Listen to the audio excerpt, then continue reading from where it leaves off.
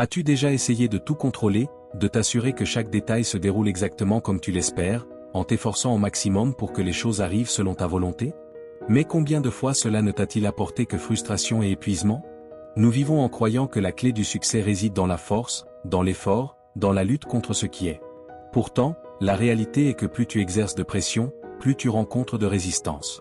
Et si le véritable pouvoir se trouvait dans le lâcher-prise? Et si, au lieu de forcer, tu apprenais à couler avec ce que la vie te présente? Aujourd'hui, tu découvriras comment le stoïcisme t'enseigne que la véritable force ne réside pas dans la volonté de tout contrôler, mais dans l'acceptation de ce qui est et dans l'action menée avec sagesse. Avant de commencer, faisons quelque chose ensemble, va dans les commentaires et écris cette phrase. Chaque jour, je me rapproche de ma meilleure version. Je suis stoïcien. Ce n'est pas une simple formule, c'est un engagement envers toi-même, une déclaration que tu choisis aujourd'hui de grandir, de renforcer ton esprit et de vivre avec sagesse. Laisse cette phrase inscrite et garde-la en tête durant toute la vidéo. Numéro 1. La paix vient de l'acceptation, pas du contrôle. La paix intérieure ne résulte pas du fait de tout contrôler autour de nous, mais d'accepter la réalité telle qu'elle est. Le stoïcisme nous enseigne que nous n'avons aucun pouvoir sur les événements extérieurs, mais que nous en avons sur la manière dont nous les interprétons. Vouloir exercer un contrôle absolu sur la vie est une source certaine de frustration et de souffrance. En revanche, lorsque nous apprenons à accepter l'inévitable, nous découvrons une sérénité qu'aucune circonstance ne peut nous enlever. Les stoïciens pensaient que la clé d'une vie harmonieuse était de différencier ce que nous pouvons changer de ce que nous ne pouvons pas. Épictète, né esclave, a compris mieux que quiconque cette vérité. Il ne pouvait décider de son destin ni changer sa condition sociale, mais il avait le contrôle de son esprit et de son caractère. Au lieu de se plaindre ou de s'aigrir, il choisit de se concentrer sur la seule chose qui lui appartenait vraiment, sa réaction face aux événements et son amour de la vie. Ainsi, dans l'adversité la plus extrême, il atteignit une liberté intérieure que même les hommes les plus puissants de son temps n'avaient pas. Aujourd'hui, la science confirme cette idée. La psychologie moderne a montré que les personnes avec un locus de contrôle interne, c'est-à-dire celles qui se concentrent sur ce qu'elles peuvent gérer au lieu de s'inquiéter de ce qui échappe à leur pouvoir, vivent avec moins d'anxiété et de stress. Lorsque nous cessons de lutter contre l'incontrôlable et que nous acceptons la réalité, notre esprit se libère d'un poids immense. Cela ne signifie pas se résigner ni devenir passif, mais rediriger notre énergie vers ce qui compte réellement. Imagine que tu sois coincé dans un embouteillage. Tu peux t'énerver, klaxonner, crier de frustration ou insulter les autres conducteurs. Mais aucune de ces réactions ne changera la situation. En revanche, si tu acceptes que le trafic est hors de ton contrôle et que tu décides de profiter de ce moment pour écouter un livre audio, réfléchir ou simplement respirer profondément, ton expérience se transforme. La situation est la même, mais ta perception change, et avec elle ton état d'esprit. Dans la vie quotidienne, nous passons beaucoup de temps à nous inquiéter de choses qui ne dépendent pas de nous, le climat, l'économie, l'opinion des autres, les actions des personnes qui nous entourent. Nous nous accrochons à l'illusion que nous pouvons tout contrôler, et lorsque la réalité nous prouve le contraire, nous souffrons. Marc Aurèle, empereur et stoïcien, a affronté des guerres, des trahisons et des maladies. Mais il n'a jamais permis que les événements extérieurs dictent sa paix intérieure. Dans son journal, il écrivit « Si quelque chose d'extérieur te perturbe, la douleur ne vient pas de la chose elle-même, mais de ton jugement à son sujet. Et tu as le pouvoir de révoquer ce jugement à tout moment. » Accepter la réalité ne signifie pas se rendre ni devenir indifférent. Cela veut dire reconnaître que certaines choses sont simplement ce qu'elles sont et qu'il est inutile de s'épuiser à vouloir les changer. Tu ne peux pas empêcher la pluie le jour de ton mariage, mais tu peux choisir de danser sous la pluie.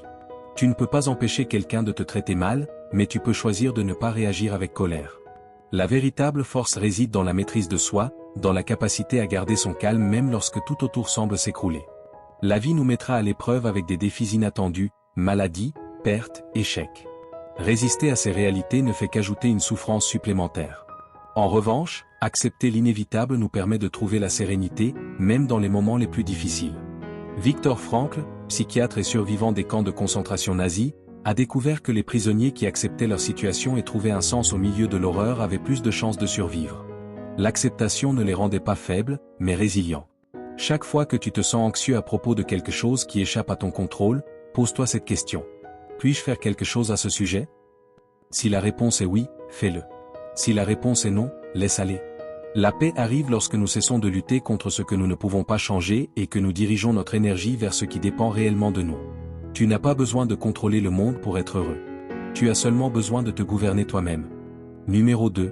Le contrôle est une illusion.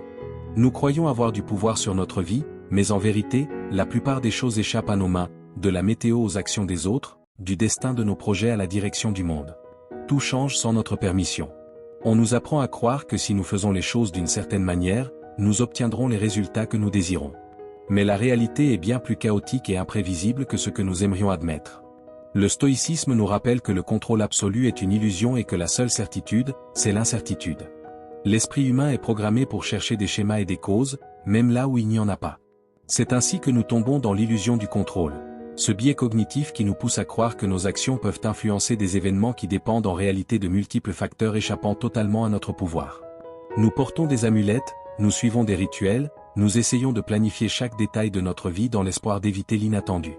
Mais l'incertitude reste là, prête à se rappeler à nous au moment opportun pour nous prouver que nous n'avons aucun pouvoir sur elle. Nous voulons de la sécurité, des garanties. Mais la vie ne nous en offre aucune. Tu peux suivre un régime sain et malgré tout tomber malade. Tu peux être le meilleur dans ton travail et quand même le perdre. Tu peux aimer de tout ton cœur et malgré tout être abandonné. Peu importe à quel point tu t'efforces de dessiner ton chemin, il y aura toujours un élément qui viendra le modifier. La frustration naît lorsque nous refusons d'accepter cette réalité et que nous continuons à croire que nous pouvons tout contrôler. Celui qui s'accroche au contrôle se condamne au malheur. La clé réside dans la distinction entre ce qui dépend de toi et ce qui ne dépend pas de toi. Tu peux contrôler tes efforts, mais pas le résultat. Tu peux contrôler tes actions, mais pas la réponse des autres. Tu peux contrôler ton attitude, mais pas les circonstances. Marc Aurèle le disait clairement. Tu as pouvoir sur ton esprit, pas sur les événements extérieurs. Prends conscience de cela et tu trouveras la force. Si tu consacres toute ton énergie à essayer de contrôler l'incontrôlable, tu n'obtiendras qu'épuisement et frustration. Regarde ceux qui veulent maîtriser chaque détail de leur vie, ils planifient leur avenir dans ses moindres aspects, anticipent chaque obstacle, élaborent des stratégies pour éviter toute surprise. Mais quand les choses ne se passent pas comme prévu, ils s'effondrent, incapables d'accepter que la vie ne suive pas leurs règles. À l'inverse, ceux qui acceptent l'incertitude coulent avec les changements sans résistance. Cela ne signifie pas qu'ils sont passifs ou résignés, mais qu'ils comprennent que le contrôle n'est pas une option, alors que l'adaptation, oui. Les stoïciens nous enseignent que la meilleure manière de vivre est de faire ce qui nous incombe avec responsabilité, mais sans s'attacher aux résultats. Cela ne veut pas dire ne pas avoir de but ou d'aspiration, mais comprendre que le dénouement ne dépend pas toujours de nous. Si tu postules pour un emploi, prépare-toi du mieux que tu peux, réussis ton entretien au maximum, mais ne t'obsède pas avec l'issue. Si tu t'entraînes pour une compétition, donne le meilleur de toi-même, mais ne base pas ton bonheur sur une victoire ou une défaite. Si tu lances un projet, travaille dur, mais comprends que le succès n'est jamais garanti. Vis avec intention, mais sans attachement. Quand tu acceptes que tu n'as pas de contrôle sur la majorité des choses, tu arrêtes de t'inquiéter pour l'avenir. L'anxiété naît de notre tentative de prévoir et de gérer l'imprévisible. Mais si, au lieu de cela, tu te concentres sur ce que tu peux réellement maîtriser, ton attitude, ton effort, ta perspective, tu te libères d'un fardeau immense. Épictète, qui a vécu comme esclave, le résumait parfaitement. Ce ne sont pas les choses qui nous troublent, mais l'opinion que nous avons d'elles. Ce n'est pas le chaos du monde qui nous fait souffrir, mais notre résistance à l'accepter. Chaque fois que tu te sens anxieux à propos de l'avenir, demande-toi, est-ce sous mon contrôle? Si la réponse est non, lâche prise. Cela ne veut pas dire que tu t'en fiches, mais que tu comprends que t'accrocher ne t'apportera que souffrance. Agis avec sagesse, fais de ton mieux avec ce que tu as, mais souviens-toi, le résultat n'est jamais garanti. La paix ne vient pas du contrôle de la vie, mais de l'acceptation de sa nature imprévisible. Numéro 3. Ne pas forcer les relations ni la confiance. Les relations humaines ne peuvent pas être forcées. Tu ne peux pas obliger quelqu'un à t'aimer, à te faire confiance ou à rester dans ta vie. Le stoïcisme nous enseigne que l'attachement excessif et le besoin de contrôler les autres ne produisent que souffrance. Quand tu essaies de précipiter une relation, de manipuler une amitié ou de forcer une réconciliation, tu ne fais que créer de la résistance. La confiance, le respect et l'affection doivent naître naturellement, et non comme une exigence. Les gens se sentent davantage attirés par ceux qui leur laissent de la liberté, et non par ceux qui les étouffent avec des attentes. Quand tu essaies de retenir quelqu'un par la pression ou par des demandes constantes d'attention, l'effet obtenu est souvent l'inverse de ce que tu recherches. En revanche, lorsque tu laisses de l'espace et permets aux connexions de se développer sans forcer, elles se renforcent de manière authentique. Marc Aurèle l'exprimait avec clarté. Aime, mais sans attachement. Aimer avec attachement, c'est vouloir posséder. Aimer sans attachement, c'est permettre à l'autre d'être ce qu'il est, sans chercher à le contrôler. La psychologie moderne confirme ce que les stoïciens savaient déjà. Le principe de réciprocité en psychologie sociale nous enseigne que la confiance et l'affection se développent mieux lorsqu'elles sont mutuelles et spontanées. Tu ne peux pas obliger quelqu'un à ouvrir son cœur s'il n'est pas prêt. Tu ne peux pas accélérer un processus émotionnel simplement parce que tu le veux. Ce qui est construit de force n'est jamais solide. La confiance est comme une plante. Si tu tires dessus pour la faire pousser plus vite, tu l'arraches par la racine. Après une dispute, il est naturel de vouloir tout résoudre immédiatement. L'inconfort de la tension, du malaise, de l'incertitude sur l'état de la relation nous pèse. Essayer de forcer une réconciliation a souvent pour effet d'aggraver les choses. Si quelqu'un a besoin d'espace, le mieux que tu puisses faire est de le lui accorder. La confiance brisée ne se répare pas avec de l'insistance ni avec des promesses précipitées. Elle se reconstruit avec le temps, la constance et les actions, pas avec des mots vides ni avec de la pression émotionnelle. La peur de perdre quelqu'un nous pousse à agir sous l'emprise de l'anxiété. Nous insistons, nous supplions, nous forçons des conversations qui ne sont pas encore prêtes à avoir lieu. Mais la réalité est simple, tu ne peux pas obliger quelqu'un à rester s'il ne le souhaite pas. Tu ne peux pas contraindre une personne à ressentir ce qu'elle ne ressent plus. Et quand tu essaies, tu ne fais qu'user la relation davantage. Les stoïciens nous rappellent que la souffrance vient de nos attentes, non de la réalité elle-même. Si tu attends que quelqu'un t'aime d'une manière précise, ou qu'il te fasse confiance au moment que toi tu choisis, alors tu te prépares à la déception. Au lieu de chercher à contrôler, lâche prise. Laisse les relations évoluer à leur propre rythme. Si quelqu'un s'éloigne, respecte sa décision. Si la confiance n'est pas encore rétablie, laisse le temps faire son œuvre. Ce qui est réel n'a pas besoin d'être forcé, et ce qui s'en va quand tu offres la liberté n'a jamais vraiment été à toi. Épictète le disait clairement, si tu aimes quelqu'un, laisse-le être. S'il revient, c'est parce qu'il le voulait. S'il ne le fait pas, c'est qu'il n'était jamais tien. Quand tu cherches à manipuler ou à forcer une relation, ce que tu montres réellement, c'est la peur. Peur de la solitude, peur du rejet, peur de ne pas être suffisant. Mais la peur n'est jamais une bonne base pour construire une relation. La meilleure façon de renforcer un lien, c'est de le laisser se solidifier de lui-même, sans pression ni exigence. Lorsque tu as confiance que ce qui est authentique restera, et que ce qui ne l'est pas partira, tu te libères d'un immense poids émotionnel. Si tu sens que tu dois forcer quelque chose, pose-toi la question, est-ce vraiment une relation saine ou simplement un vide que tu essaies de combler? Te valorise-t-il à ta juste mesure, ou t'accroches-tu seulement par peur de perdre? La vie n'est pas une question de retenir les gens, mais de marcher aux côtés de ceux qui choisissent d'être là. N'insiste pas. Ne mets pas de pression. Ne cherche pas à forcer ce qui ne coule pas naturellement. La confiance et l'amour véritable ne peuvent croître que lorsqu'on leur laisse l'espace nécessaire pour grandir. Numéro 4. Il y a un temps pour tout. La vie avance en cycle, comme les saisons de l'année, des moments de croissance et des moments de repos, des périodes d'abondance et des périodes de pénurie.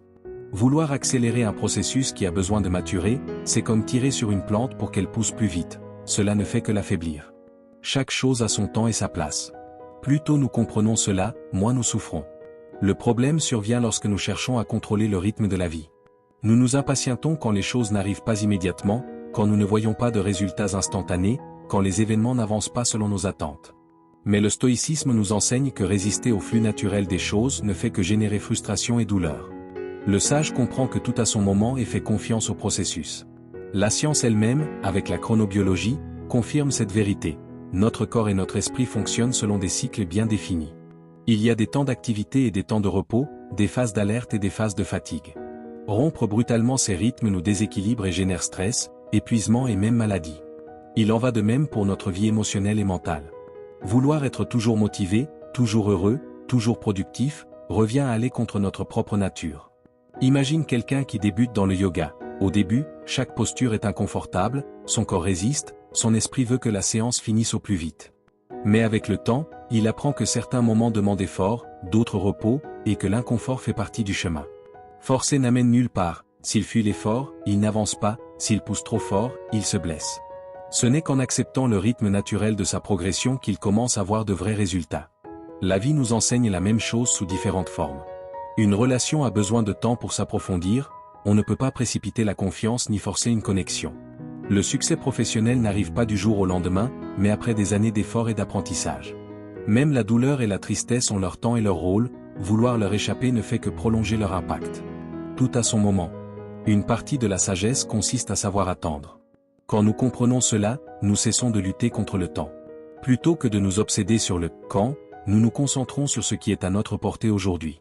Plutôt que de nous angoisser parce que les choses n'avancent pas à notre rythme, nous apprenons à faire confiance. Chaque pas est nécessaire. Cela ne veut pas dire se résigner ni rester passif, mais agir avec patience et la certitude que tout arrive quand cela doit arriver. Les stoïciens enseignent que la vie est comme un fleuve en mouvement constant.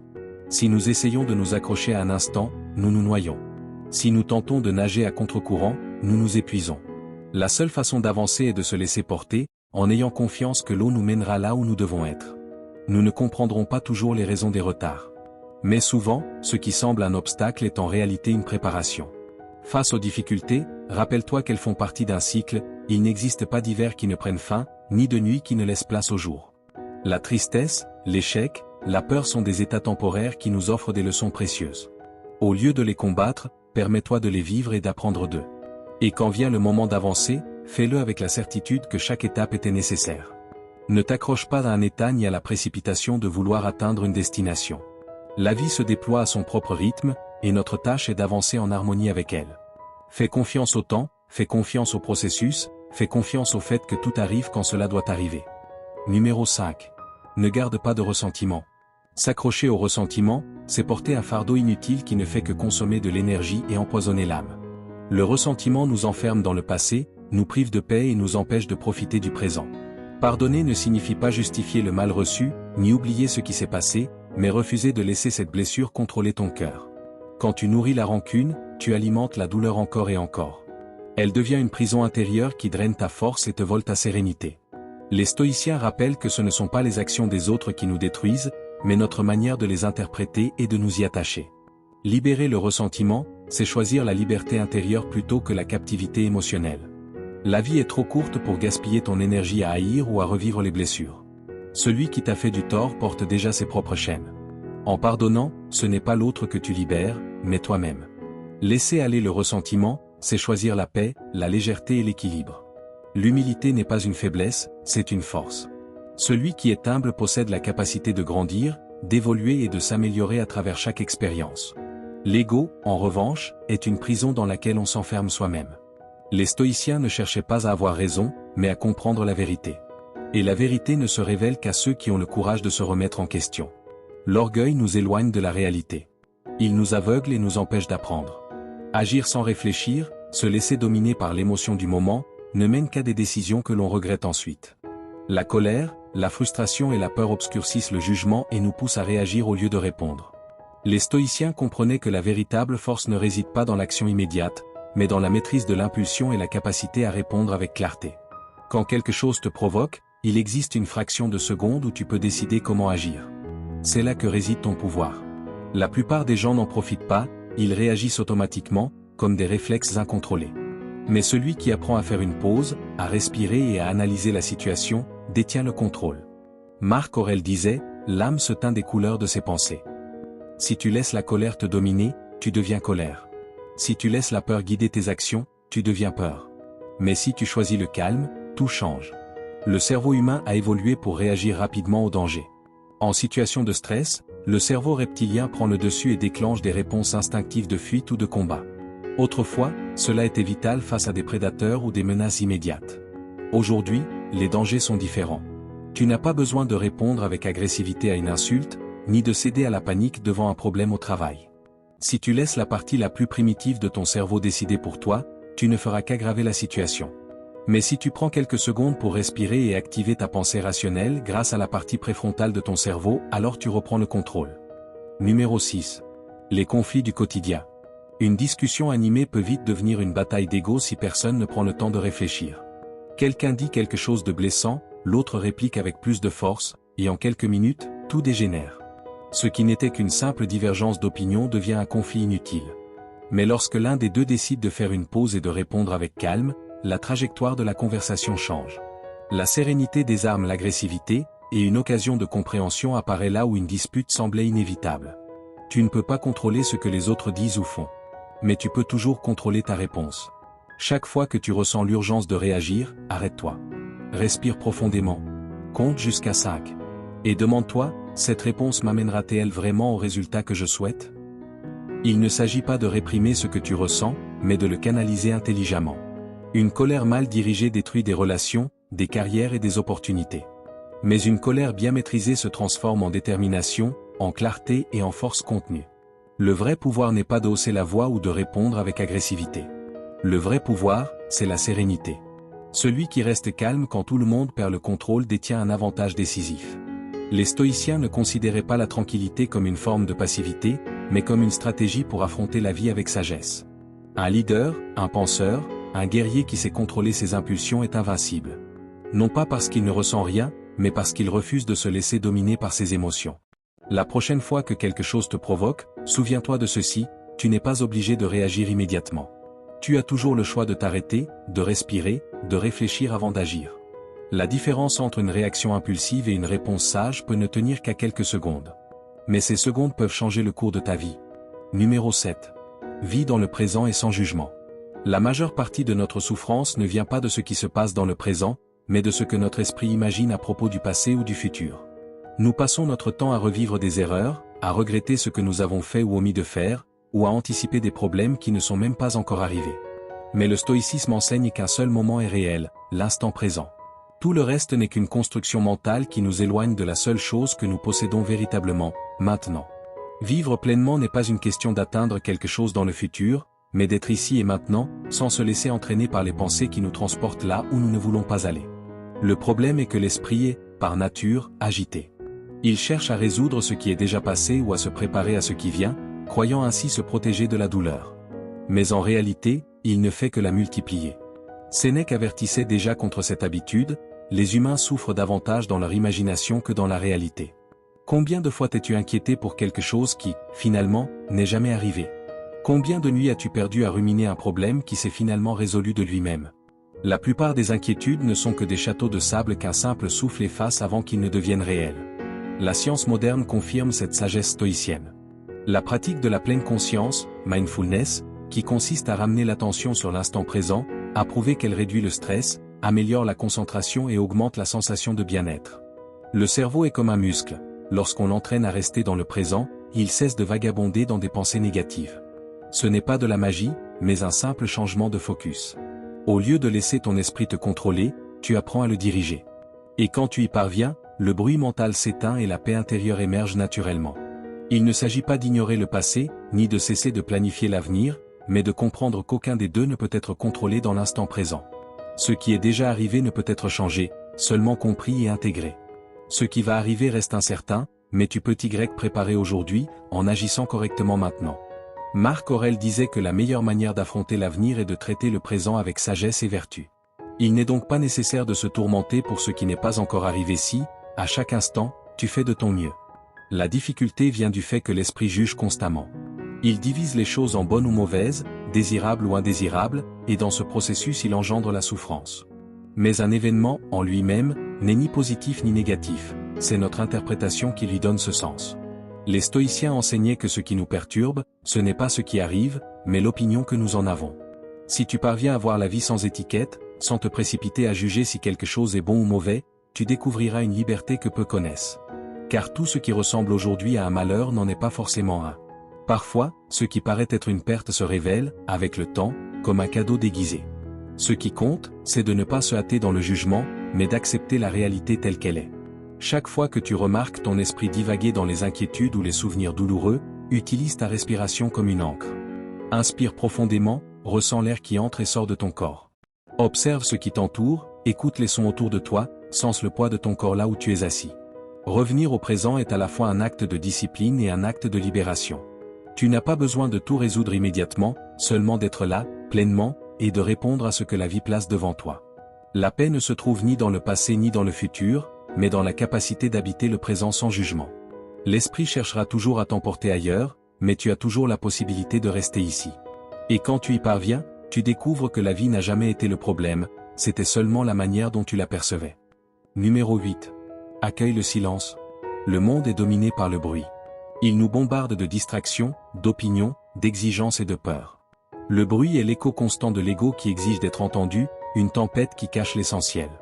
Mais le stoïcien sait que dans le silence se trouve un véritable pouvoir. Lorsque tout s'arrête et que les mots disparaissent, il ne reste plus que la vérité. Cette vérité qui se dissimule derrière le vacarme, derrière la peur, derrière le bavardage incessant de l'esprit.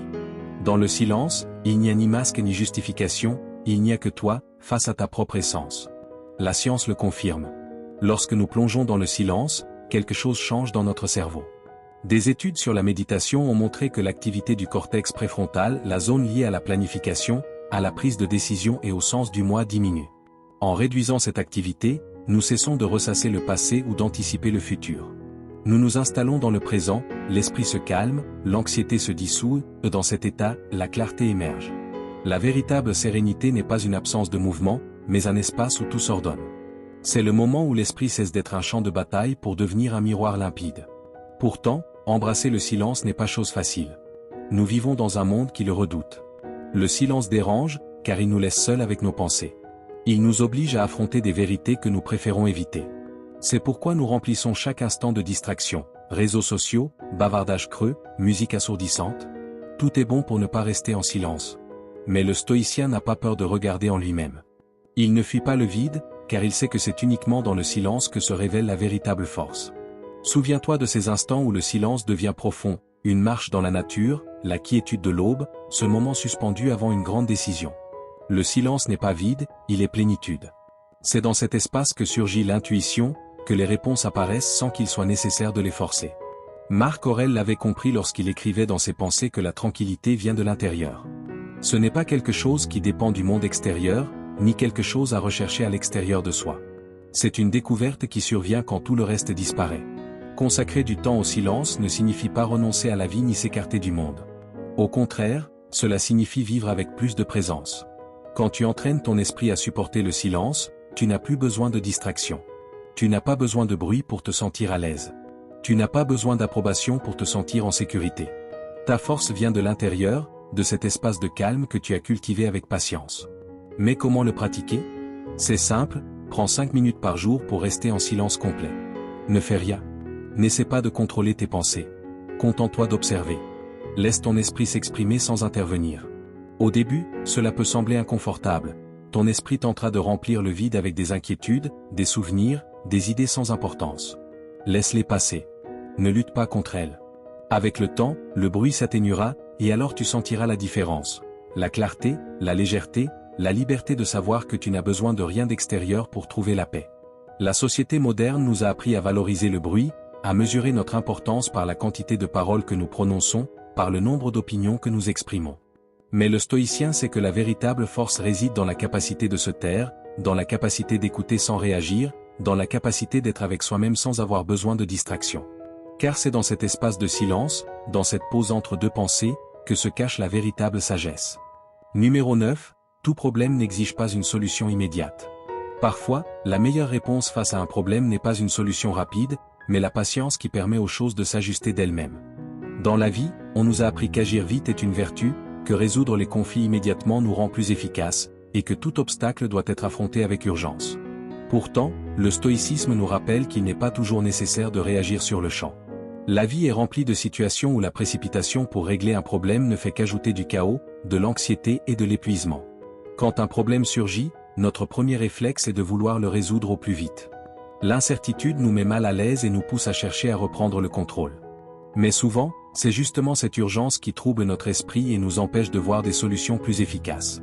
Forcer une réponse sans la clarté nécessaire peut mener à des décisions précipitées, impulsives et peu sages. Sénèque disait que la majorité de nos souffrances ne vient pas des problèmes eux-mêmes, mais de notre impatience à vouloir les résoudre sans considérer le temps comme un allié. La science confirme cette idée.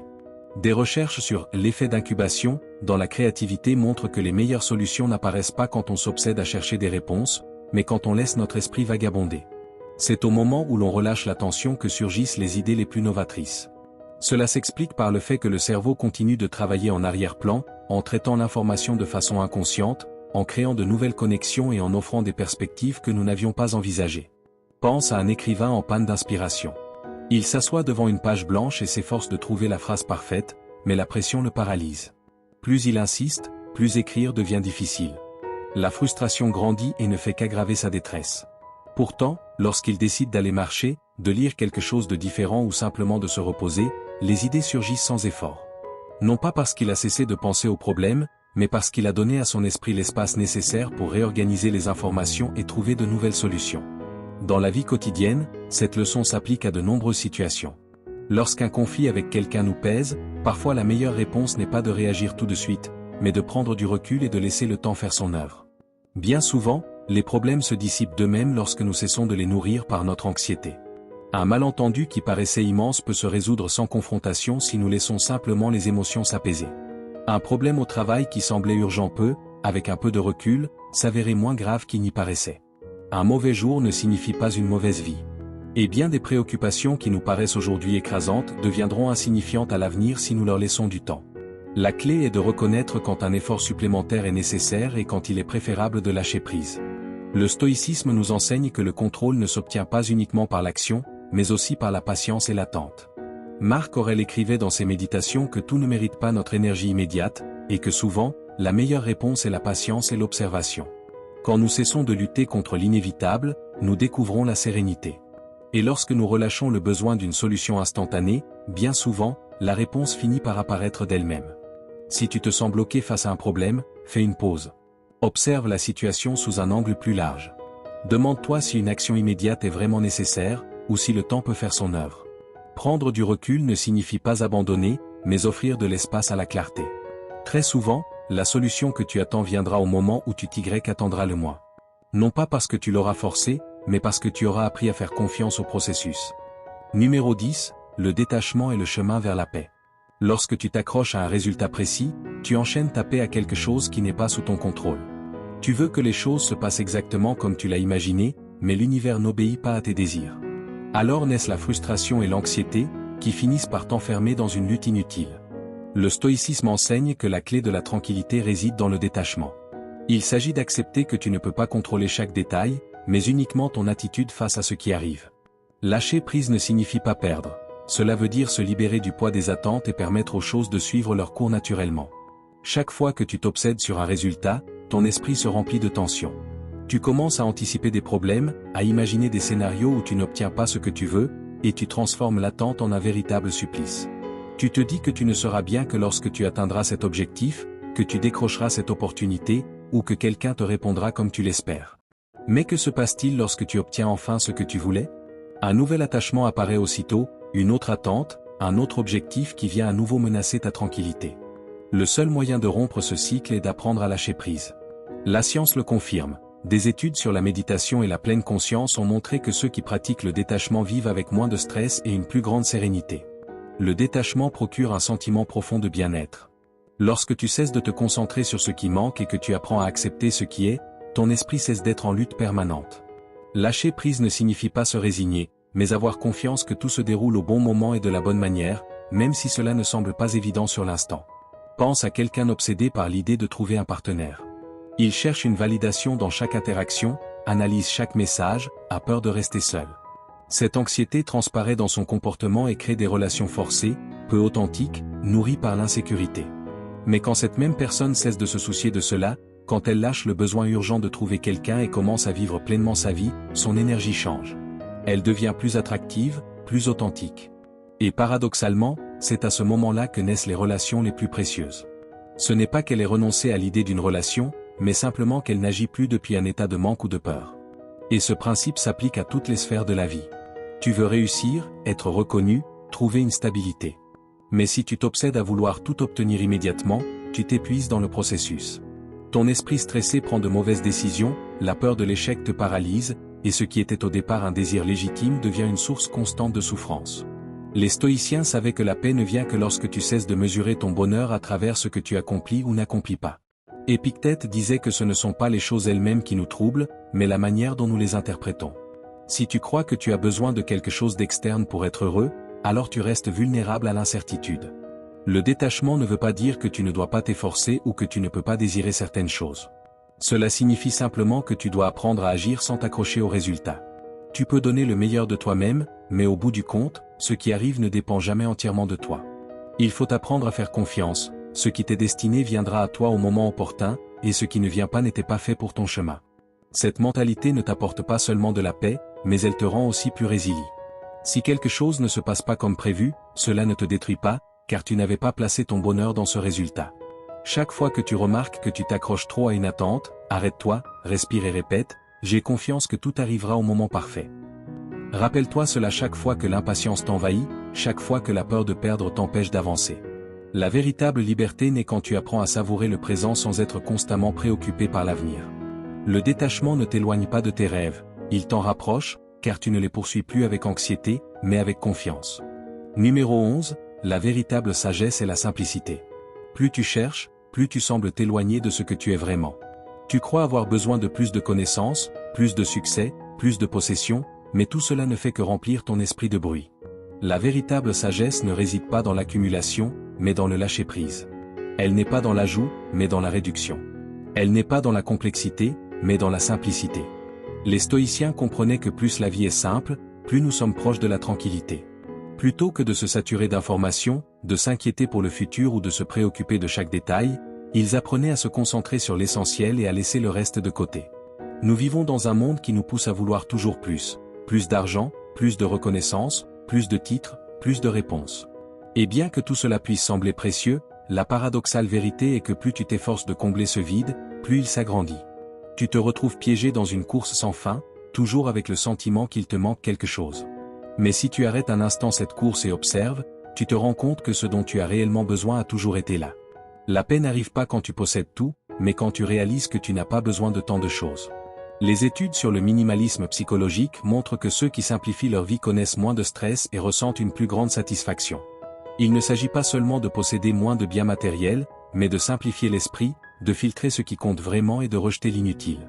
Si chaque pensée, chaque inquiétude et chaque attente pèsent sur toi, comment peux-tu espérer avancer avec légèreté? Épictète disait que nous ne sommes pas perturbés par les choses elles-mêmes, mais par l'interprétation que nous en faisons. Et bien souvent, cette interprétation devient inutilement compliquée parce que nous nous surchargeons de ce qui n'est pas nécessaire. Pense à quelqu'un obsédé par l'accumulation de connaissances. Il lit sans cesse, écoute des conférences, suit des experts, remplit son esprit de données, mais n'applique jamais rien. Il a toujours le sentiment qu'il lui manque encore à apprendre avant d'agir. Il ne fait jamais le pas car il croit qu'il n'est pas encore prêt. La véritable sagesse ne consiste pas à tout savoir, mais à appliquer ce qui importe vraiment. Le savoir sans action n'est qu'un poids mort. Celui qui comprend un seul principe et le vit pleinement possède plus de sagesse que celui qui connaît 1000 théories mais n'en applique aucune. Il en va de même pour ceux qui poursuivent le succès sans définir ce qu'il signifie réellement pour eux. Ils se chargent de responsabilités, courent après des objectifs imposés par les autres, travaillent sans relâche, mais ne se sentent jamais satisfaits. Plus ils avancent, plus leur liste de tâches s'allonge, plus d'attentes s'ajoutent à leurs épaules.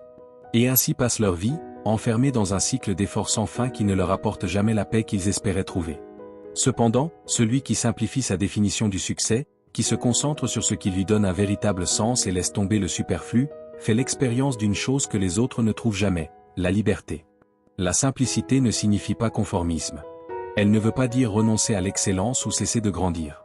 Elle signifie comprendre que tu n'as pas besoin de tout porter pour avancer.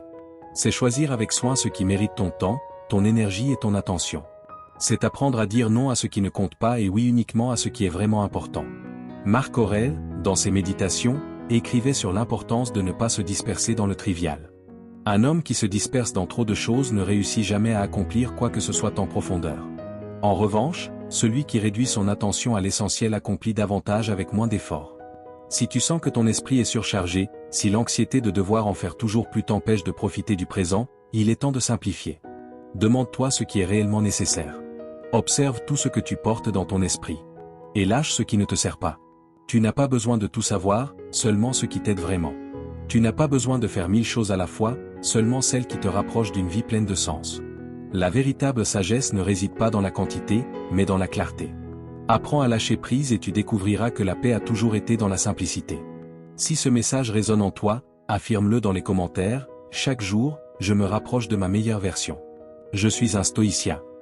Que cette phrase ne soit pas seulement des mots, mais un rappel que chaque jour est une opportunité de grandir, de te renforcer et de vivre avec sagesse. Laisse ton commentaire et gravons cette idée dans ton esprit. À bientôt pour la prochaine vidéo.